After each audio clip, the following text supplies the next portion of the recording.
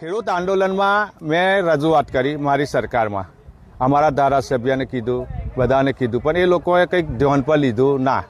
એટલે પછી હું જેતપુર ગયો, જે જેતપુર આંદોલન ચાલે છે ત્યાં ગયો. ત્યાં મેં પરિસ્થિતિ જોઈ કે 11 દિવસથી ખેડૂત ભાઈઓ ભૂખ હડતાલ પર બેઠા છે.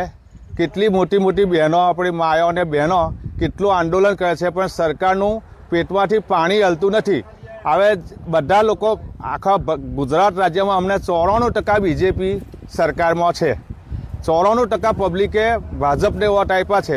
તેમ છતાંય ભાજપને જો આંદોલન કરવાનું હોય, આંદોલન કરતા જ છે, પોતાની સાચી લડત માટે આંદોલન કરે છે કે ભાઈ પોતાના ખેતરમાં ટાવર જાય છે, ટાવરમાં મારો ખુદનો હોય ટાવર છે, મારા ખેતરમાં ટાવર છે, મને હવે આજ સુધી કંઈ નોટિસ આપી સિવાય કશું આપ્યું નથી. તો એ ખેડૂત પોતાના હક માટે લડે છે અને આંદોલન કરે છે, ભૂખ હડતાલ કરે છે. તો હું તો સરકારને એટલી વિનંતી કરું કે તમે બધા આપણા જ લોકો છે, તો એમની ખબર તો લો. 11 દિવસથી ખેડૂતો ભૂખે મરે છે, માયો અને બહેનોને આંદોલન કરવાની ફરજ પડી છે. તો સરકારની ફરજ બને છે કે તમે એમનો પ્રશ્ન સાંભળો. હવે અમે કંઈ જોયો, કોઈ પ્રશ્ન સાંભળવામાં આવ્યો નથી. એટલે મને એવું થયું કે ખરેખર આપણે આ મહેનત કરીએ છીએ પાર્ટી માટે, એ આપણી ખોટી છે.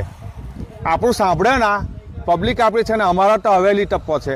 હવેલી ટપ્પો એટલે પ્યોર બીજેપી છે. તેમ છતાંય અમારી વાત સરખી ના સાંભળતા હોય તો પછી એ પ્રદેશથી હું રાજીનામું મેં જેતપુર આપી દીધું છે.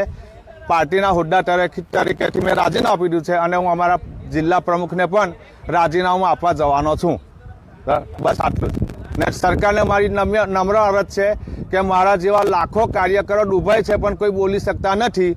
કોંગ્રેસનું પતન આવી જ રીતે થયું હતું. તો ભાજપને હું એક સલાહ, પગે લાગીને સલાહ આપું છે કે દરેક ખેડૂતની વાત સાંભળે.